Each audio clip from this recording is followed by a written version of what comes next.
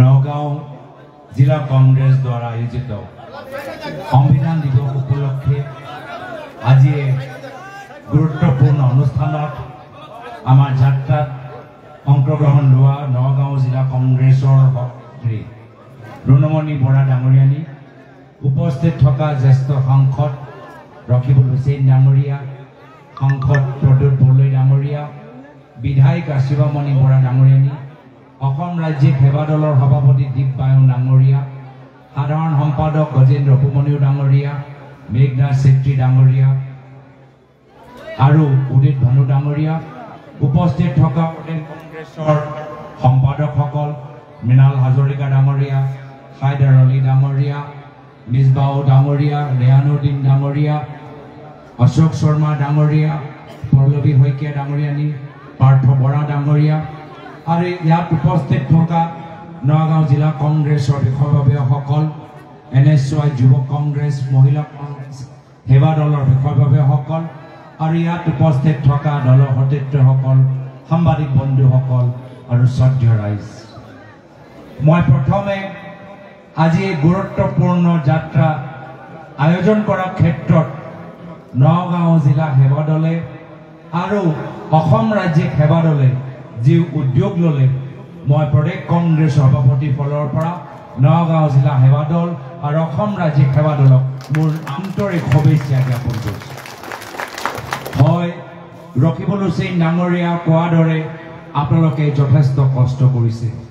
ইমান দূৰ খোজকাঢ়িলে আৰু ধৈৰ্য সহকাৰে আমাৰ কথাখিনি শুনি আছে, কিন্তু কষ্ট কৰা সময়ে হ'ল আজিৰ তাৰিখত। কিয়নো আজিৰ তাৰিখত যি দিনটো আমি উপযাপন কৰিছোঁ, সেই দিনটো আজি বহুত গুৰুত্বপূৰ্ণ, সংবিধান দিৱস। বহুতে সোধে যে কংগ্ৰেছ দলে ইমান বছৰ শাসন কৰিলে, কংগ্ৰেছে কি কৰিলে? আজি যে গণতন্ত্ৰ চলি আছে, আজি যে লোকতন্ত্ৰ চলি আছে, আজি যে ৰাজতন্ত্ৰ শেষ হ'ল, ইয়াৰ মূল অৱদান হৈছে কংগ্ৰেছ দল। কংগ্ৰেছে স্বাধীনতা সংগ্ৰামৰ পিছত ভাৰতৰ ভিতৰত এনেকুৱা এটা ঐতিহাসিক আৰু শক্তিশালী সংবিধান সৃষ্টি কৰিলে, যি সংবিধানে আজিলৈকে আমাক সুৰক্ষা প্ৰদান কৰি আছে। আৰু সেইকাৰণে আজি কিছু শক্তি গণতন্ত্ৰ নাইকিয়া কৰিবলৈ বিচাৰে, আজি কিছু শক্তি লোকতন্ত্ৰ দুৰ্বল কৰিবলৈ বিচাৰে, আজি কিছু শক্তি যাক ৰাজতন্ত্ৰ জন্ম দিবলৈ বিচাৰে। আৰু সেইসকল আজি বহি আছে দিল্লীত, সেইসকল আজি বহি আছে দিছপুৰত। আজি তেওঁলোকে নিজকে ৰজা ভাবে যে ৰাইজৰ ওচৰত কোনো অধিকাৰ নাই, ৰাইজৰ ওচৰত মাত্ৰ দায়বদ্ধতাই আছে। তেওঁলোকে ভাবে দিছপুৰত বহি থাকি, দিল্লীত বহি থাকি যে তেওঁলোকে ৰাইজৰ কথা শুনিব নালাগে, ৰাইজক মাত্ৰ নিৰ্দেশনা জাৰি কৰিব, ৰাইজৰ কোনো ক্ষমতা নাই, ক্ষমতা মাত্ৰ তেওঁলোকৰ ওচৰত আছে। আজি সেইকাৰণে আমি এটা যাত্ৰা যোগেদি নগাঁও চুকে কোণে আমি গৈ আমি সেই দিছপুৰৰ ৰজা, সেই দিল্লীৰ ৰজাক আমি বুজাই দিবলৈ বিচাৰো যে ৰজা যুগ শেষ হ'ল, অসমৰ ভিতৰত, ভাৰতৰ ভিতৰত ৰাইজৰ যুগ হ'ব আৰু ৰাইজৰ লগত কংগ্ৰেছ দল থিয় দিব। আজি সেইকাৰণে আজি তেওঁলোকে শংকিত, দিছপুৰৰ ৰজা শংকিত, দিল্লীৰ ৰজা শংকিত, গম পাই গৈছে যে ৰাইজৰ মাজত বিদ্ৰোহ সৃষ্টি হৈছে। আৰু সেইকাৰণে কি কৰিবলৈ বিচাৰে, আজি তেওঁলোকে কেন্দ্ৰীয় নিৰ্বাচনী আয়োগৰ ওপৰত নিৰ্ভৰ হৈ গোটেই আমাৰ নিৰ্বাচনী প্ৰক্ৰিয়াটো ধৰক বৰক কৰিবলৈ বিচাৰে। আজি অসমৰ ভিতৰত একে কথা হ'ল, 2024 লোকসভা নিৰ্বাচনৰ আগত ইয়াৰ বিজেপি চৰকাৰে কেন্দ্ৰীয় নিৰ্বাচনী আয়োগ যোগেদি সমগ্ৰ অসমৰ ভিতৰত সমষ্টি পুনৰ নিৰ্ধাৰণ কৰি নিজৰ ৰাজনৈতিক ক্ষমতা বৃদ্ধি কৰিবলৈ চেষ্টা চলালে। হয়, কিছু ৰাইজ ওলাই আহিলে,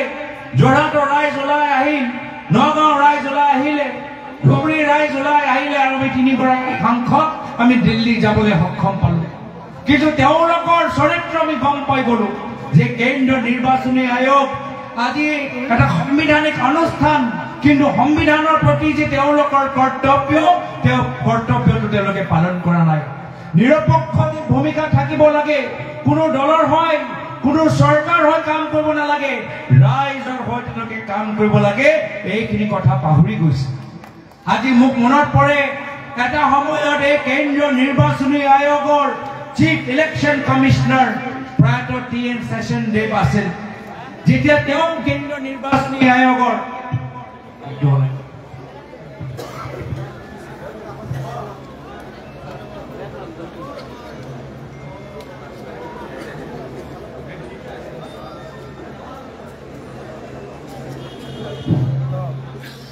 মোক মনত পৰে প্ৰয়াত টি.এন. শেষন দেৱ এক সময়ত তেওঁ কেন্দ্ৰীয় নিৰ্বাচনী আয়োগৰ চেয়াৰমেন আছিল চিফ ইলেকশ্যন কমিশনাৰ আছিল এজন সাংবাদিকজনে সুধিলে যে আপুনি চিফ ইলেকশ্যন কমিশনাৰ ভাৰত চৰকাৰে আপোনালোকক এই পদবীত বহাইছে আপুনি ভাৰত চৰকাৰৰ কথা শুনিব নেকি তেওঁ ক'লে যে হ'ব পাৰে যে কেন্দ্ৰ চৰকাৰে মোক এখন চকীৰ ওপৰত বহাইছে কিন্তু এতিয়া মই কেন্দ্ৰীয় নিৰ্বাচনী আয়োগৰ মই চেয়াৰমেন হৈ আছো মই কোনো চৰকাৰৰ নহয় মই ভাৰতৰ জনসাধাৰণৰ চিফ ইলেকশ্যন কমিশনাৰ কিন্তু আজি তাৰিখত চিফ ইলেকশ্যন কমিশনাৰে বিভিন্ন ৰাজ্য চৰকাৰ য'ত বিজেপি দল আছে যিদৰে তেওঁলোকে বিচাৰে যিদৰে তেওঁলোকৰ নিৰ্বাচনী আইন উলংঘন কৰিবলৈ বিচাৰে সকলো আজি তেওঁলোকক অনুমতি দিয়া গৈছে আজি বাৰম্বাৰ আমাৰ বিৰোধী দলৰ নেতা ৰাহুল গান্ধী ডাঙৰীয়া বাৰম্বাৰ প্ৰমাণ দিছে যে কেনেদৰে বিভিন্ন ৰাজ্যৰ ভোটৰ তালিকাৰ ভিতৰত আজি ভুৱা নাম সোমাইছে একে মানুহ 100 বাৰ ভোট দিছে তথাপিও আজি ৰাহুল গান্ধী ডাঙৰীয়া কথাৰ ওপৰত কোনো গুৰুত্বপূৰ্ণ পদক্ষেপ কেন্দ্ৰীয় নিৰ্বাচনী আয়োগে লোৱা নাই আজি তদন্ত চলাব লাগে আজি এখন কেন্দ্ৰীয় নিৰ্বাচনী আয়োগ আজি সফটৱেৰ যুগত ডিজিটেল ইণ্ডিয়া যুগত এনে সফটৱেৰ লগাব লাগে যাৰ ফলত যিমানবোৰ ভুৱা নাম আছে গোটেইবোৰ ভুৱা নাম এটা বাটন টিপিলে মোহাৰ দিব পাৰে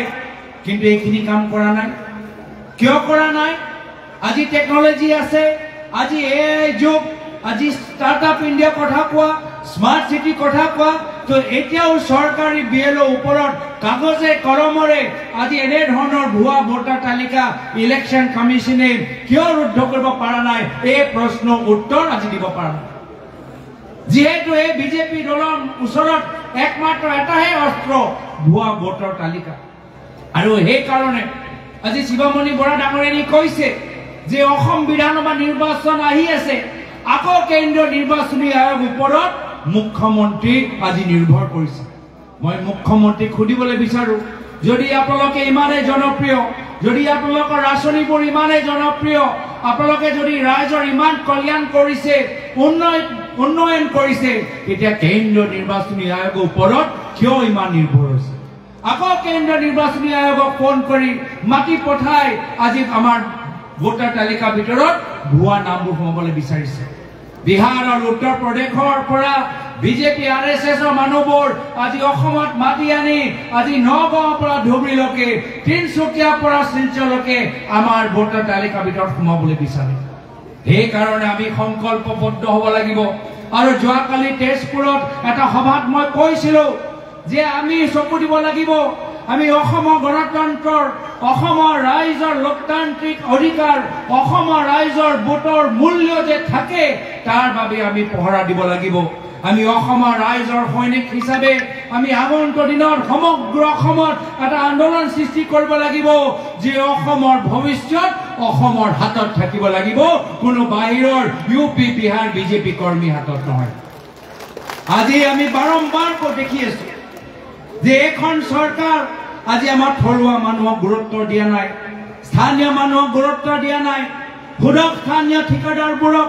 তেওঁলোকে ক'ব যে আমি আগতে কংগ্ৰেছ চৰকাৰ দিনৰ ভিতৰত আমি থলুৱা ঠিকাদাৰবোৰ কাম পাইছিলো বিভিন্ন চৰকাৰী আঁচনিত আমি কিছুমান আমি পইচা আমি কমাবলৈ সক্ষম হৈছিলো কিন্তু আজিৰ তাৰিখত গোটেইবোৰ ঠিকা বাহিৰৰ মানুহবোৰ চলাই আছে দিছপুৰৰ পৰা চলাই আছে গুজৰাটৰ পৰা চলাই আছে আজি আমাৰ থলুৱা ঠিকাদাৰৰ অৱস্থা নাই জল জীৱন আঁচনিৰ ভিতৰত আমাৰ থলুৱা ঠিকাদাৰবোৰ আজি তেওঁলোকৰ একো অৱস্থা নাই এইখন বিজেপি চৰকাৰ আহিলে জাতি মাটি ভেটি নামত আহিলে পৰিৱৰ্তনৰ নামত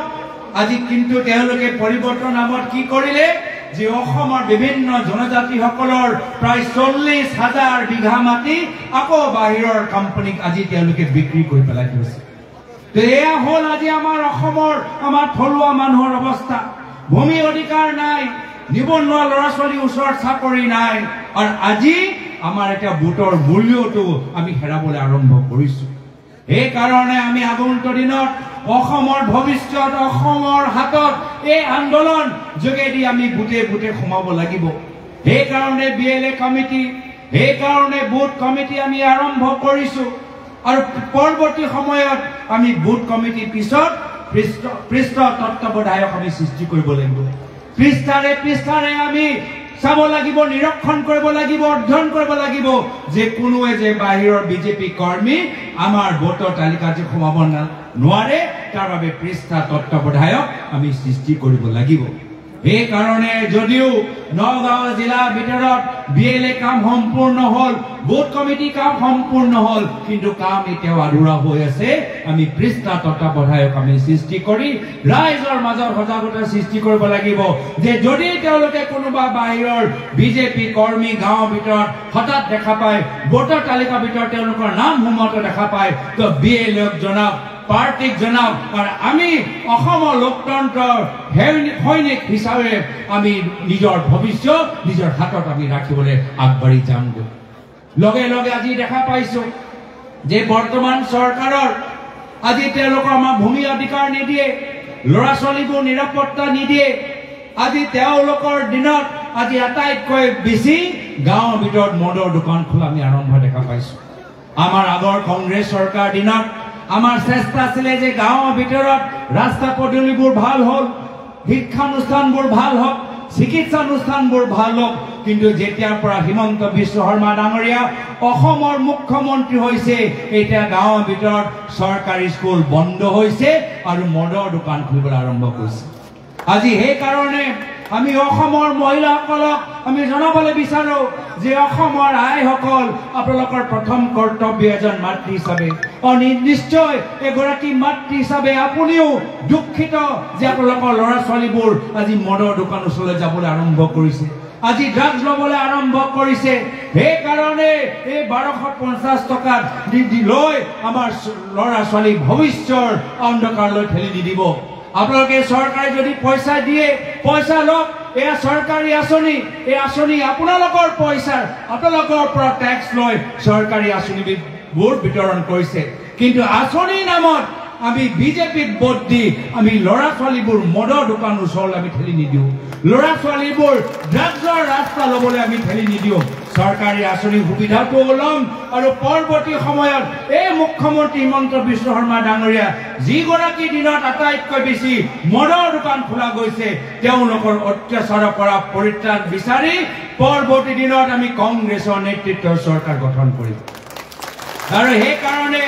ইতিমধ্যে চাওক, উজনিৰ পৰা নামনিলৈকে, ব্ৰহ্মপুত্ৰৰ পৰা বৰাকলৈকে ৰাইজ আজি ওলাই আহিছে। সেয়া মৰাণ জনগোষ্ঠীয়ে হওক, মটক জনগোষ্ঠীয়ে হওক, চাহ জনগোষ্ঠীয়ে হওক, কোচ ৰাজবংশীয়ে হওক, চুতীয়া জনগোষ্ঠীয়ে হওক, সকলোৱে ৰাইজ আজি ওলাই আহি কৈছে যে তোমালোকে আমাক ইমান প্ৰতিশ্ৰুতি দিলা, 10 বছৰ তুমি দিল্লীত থাকিলা, 10 বছৰ তোমালোকে দিছপুৰত থাকিলা, আজি তোমালোকৰ হিচাপ বিচাৰিছো। ক'ত গ'ল আমাৰ জনজাতিৰ অধিকাৰ? ক'ত গ'ল আমাৰ মজুৰি বৃদ্ধি কৰা অধিকাৰ? ক'ত গ'ল আমাৰ ল'ৰা ছোৱালীৰ নিৰাপত্তা? ক'ত গ'ল আমাৰ থলুৱা উদ্যোগ? আজি চাহ উদ্যোগটো আজি ভালদৰে চলি থকা নাই। সেইকাৰণে আজি বিটিয়া নিৰ্বাচনটো চাব,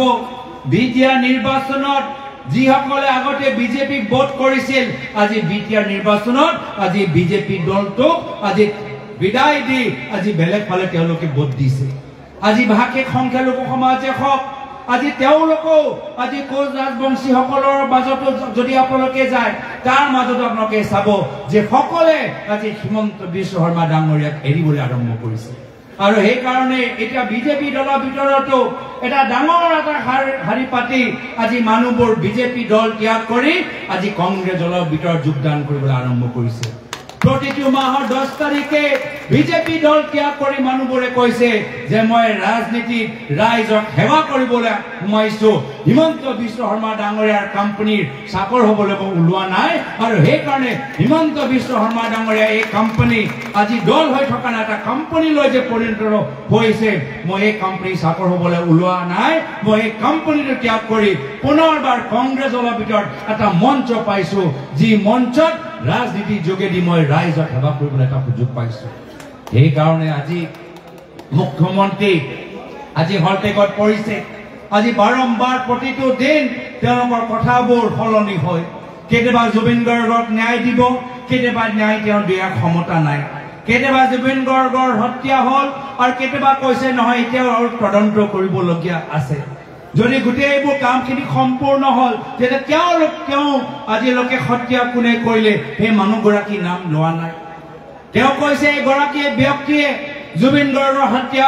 কৰিলে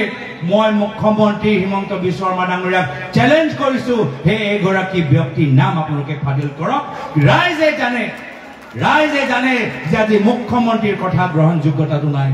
আজি বিভিন্ন ঠাইত যদি যায় যদি মহিলাসকলক সোধে যে আপোনালোকে হিমন্ত বিশ্ব শৰ্মা ডাঙৰীয়াৰ ওপৰত বিশ্বাস কৰেনে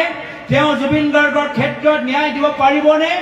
মহিলাসকলে ক'ব যে মুখ্যমন্ত্ৰীৰ ওপৰত আমাৰ বিশ্বাস নাই এই কাৰণে আজি এটা সিনেমা এটা আছিলে আজি পৰা 10 বছৰ 15 বছৰ আগতে এই সিনেমাত এটা লাইন আছিলে আব্বা ডাব্বা জব্বা আব্বা ডাব্বা জব্বা তাৰ মানে কি তাৰ মানে এইগৰাকী ব্যক্তি আবুল তাবুল কথা কৈ থাকে কোনো কথা নাই কোনো কাম নাই কথাৰ কোনো বদন নাই কথাৰ কোনো মূল্য নাই আমাৰো মুখ্যমন্ত্ৰী আবুল তাবুল কথা কৈ এটা আব্বা ডাব্বা মুখ্যমন্ত্ৰী হৈ গৈছে কি কৈ থাকে তেওঁহে জানে আমি কেতিয়াবা দিল্লী যাওঁ দিল্লীত বিজেপি দলৰ নেতৃত্বই আমাৰ লগত কথা পাতোতে কয় কি হৈছে আমাৰ অসমৰ মুখ্যমন্ত্ৰী কিবোৰ কথা কৈ থাকে এইবোৰ কথা কোনো যুক্তি নাই এইবোৰ কথা পাতিব লাগে নেকি এইখিনি কথাবোৰ এতিয়া ঘৰে ঘৰে ভিতৰত এতিয়া আলোচনা হৈছে সেই কাৰণে এটা কথা ঠিক যে আজি তেওঁৰ মনটো অস্থিৰ হৈছে এই মনটো অস্থিৰ হোৱাৰ কাৰণে আজি তেওঁলোকৰ কথাৰ ওপৰত আমি গোটেইখিনি কথা আমি গম পাই গৈছো তেওঁ অসমৰ এটা বিশেষ জাতিক অসমৰ এটা বিশেষ ধৰ্মক বাৰম্বাৰ আক্ৰমণ কৰি থাকে আৰু কংগ্ৰেছ দল এই ক্ষেত্ৰত সদায় স্পষ্ট যে আমাৰ অসমৰ ভিতৰত অসম শক্তি অনুসৰি কোনো যদি বাংলাদেশৰ পৰা অবৈধভাৱে আমাৰ অসম শক্তি ভংগ কৰি যদি অসমৰ ভিতৰত সোমাইছে লগে লগে বৰ্তমান ৰাজ্যৰ চৰকাৰ তেওঁলোকৰ ওপৰত একশ্যন লওক কিন্তু সাম্প্ৰদায়িক ৰাজনীতিৰ নামত আমাৰ অসমৰ আমাৰ ইছলাম সমাজৰ কোনো এগৰাকী ব্যক্তিক বাংলাদেশী কৈ অপমানিত কৰিব নোৱাৰে বাৰম্বাৰ এখন চৰকাৰে কৰি আছে কিয় কৰি আছে তেওঁলোকে গম পোৱা নাই যে আজি মাত্ৰ এটা বিশেষ ধৰ্ম নহয় অসমৰ ভিতৰত যিমানবোৰ ধৰ্ম আছে যিমানবোৰ জনজাতি আছে যিমানবোৰ জনগোষ্ঠী আছে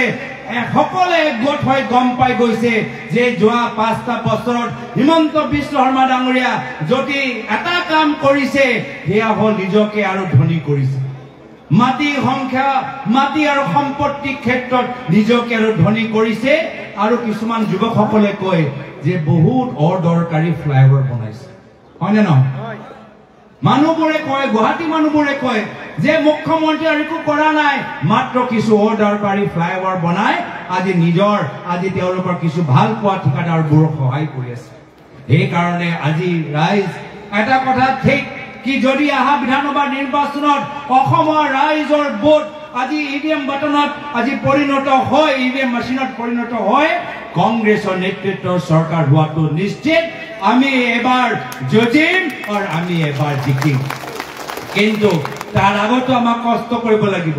আমাৰ হাতত মাত্ৰ 4 মাহ এই 4 মাহ ভিতৰত কষ্ট কৰিব লাগিব আৰু সেই কাৰণে মনত পেলাব লাগিব যে এটা সময় যেতিয়া আমাৰ কংগ্ৰেছৰ চৰকাৰ আছিল প্ৰায়তো তৰুণ গগৈদেৱৰ মূল মন্ত্ৰ আছিল ৰাইজৰ পদূলিত ৰাইজৰ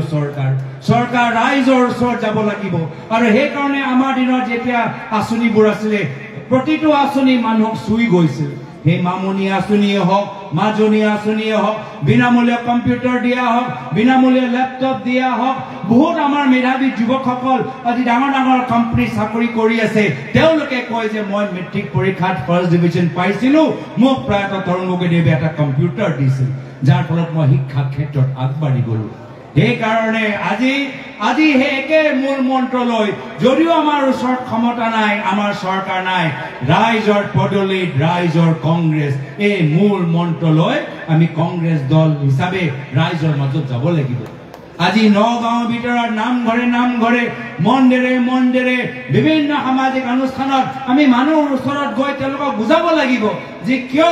আগন্তুক দিনত আমাক এটা পৰিত্ৰাণ লাগে, ৰাজনৈতিক পৰিত্ৰাণ লাগে। বিভিন্ন সমাজ সেৱকসকলৰ লগত, বিভিন্ন বুদ্ধিজীৱীসকলৰ লগত, বিভিন্ন সাংবাদিকসকলৰ লগত আমি কথাবোৰ পাতিব লাগিব। আজি তেওঁলোকে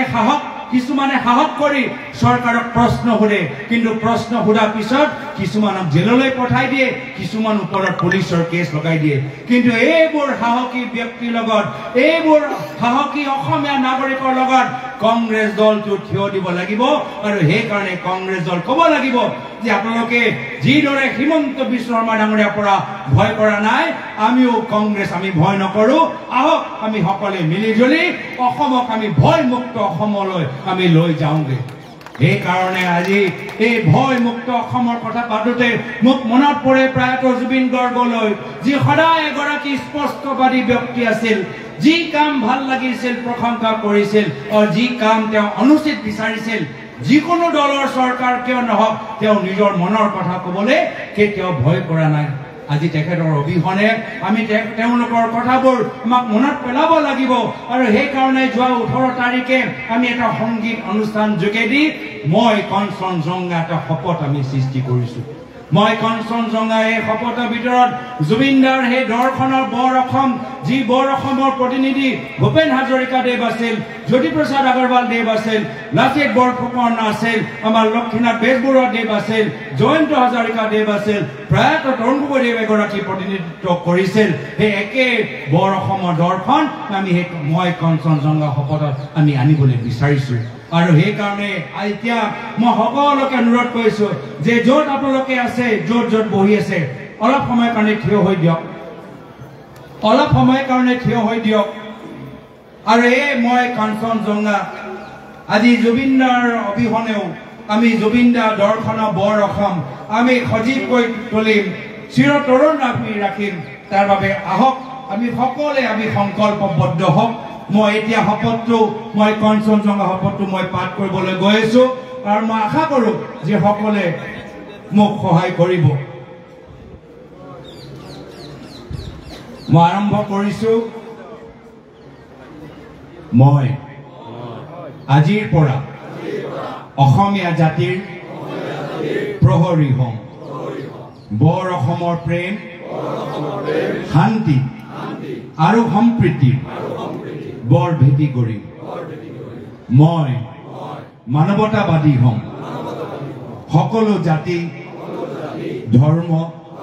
আৰু বৰ্ণৰ সন্মান কৰি মই খোজে খোজে অসমীয়া সমাজত ভয়, সংখ্যা, ঘৃণা আৰু বিভেদৰ বীজ হিচাপ সাম্প্ৰদায়িক আৰু বৰ্ণবাদী অপশক্তিসমূহৰ বিৰোধিতা কৰি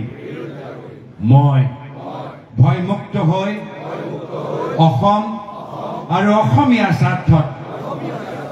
যিকোনো হত্যাৰ সন্মুখত সাহসেৰে মাত মাতি মই অসমৰ গছ-গছনি, পাহাৰ পৰ্বত, নদ নদী আৰু জীৱ-জন্তু সুৰক্ষা প্ৰদান কৰি মই সদায় দুখীয়া, দৰিদ্ৰ আৰু আৰ্তজনক সহায়ৰ হাত আগবঢ়াম। মই বিশ্ব দৰবাৰত বৈচিত্ৰৰ মাজত ঐক্য উদাহৰণে মোৰ অসমীয়া জাতি সত্তাক অক্ষুণ্ণ ৰাখিম। জয় জুবিন দা, জয় জুবিন দা, জয় অসম, জয় অসম। জয় হিন্দ, জয় অসম, বন্দে মাতৰম।